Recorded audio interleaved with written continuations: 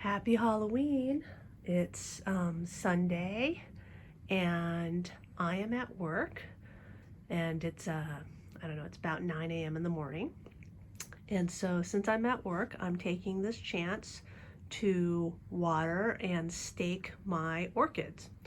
So we're still on what they call limited operations at my workplace, meaning that we're not supposed to come in unless we absolutely have to, and we don't basically, most people aren't coming in more than once or twice a week.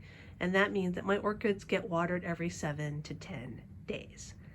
And I have set up a system at work where it's very easy for them to go 10 days without watering. So here's a no ID Phalaenopsis. It's in a tray, and all I do is I fill up a deli container with water, and I basically pour it into the tray like this, and then it absorbs up the pot through the moss to the roots. I don't make it really, really deep. It's just, about maybe a quarter to a ½ inch water in the tray. And this works because I have potted up all my orchids without styrofoam peanuts or anything down at the bottom that wouldn't absorb water. So here's a clear pot that I have, and you can see the roots go all the way down to the bottom, and they are sucking up the water. See how green it is right here. This is my Phalaenopsis tetraspis that I got for free this spring, and it's put out a whole new leaf with this method. It's basic. I moved most of my Phalaenopsis back to work about, I don't know, May or so. Basically, we were working here. Well, maybe I moved some of them back last fall, but almost everything. I think I have 1 or 2 still at home. So you can see they're all in the window.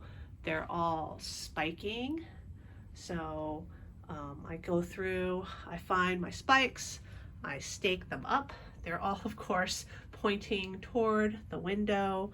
I don't fertilize. I know I have a container of Peter's orchid food here. I brought it in. It was like a little bag that I got at some orchid show, and then basically I never use it because I have to dilute it and I don't want to burn my roots. So even though I have a bag of orchid food here, I've never used it. Thankfully, I don't think the chemicals go bad, so it's just sitting there.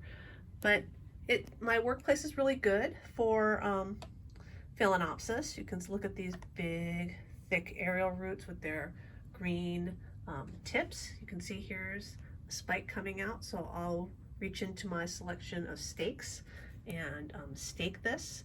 I have a whole set of stakes and like clips here for staking, and so you can see I've staked these as well.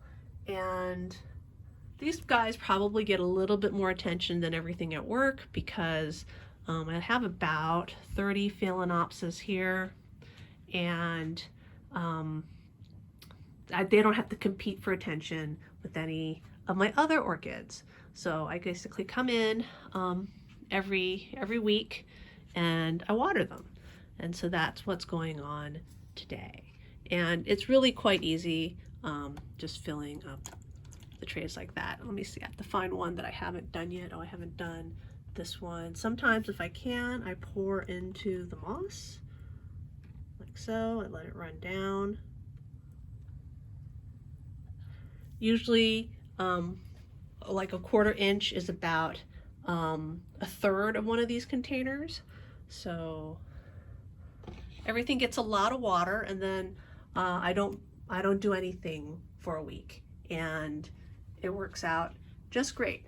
I really like how Phalaenopsis are super, super low maintenance, and you can tell that it's the air conditioning here is great. I get a 10-degree difference between daytime and nighttime, and they bloom.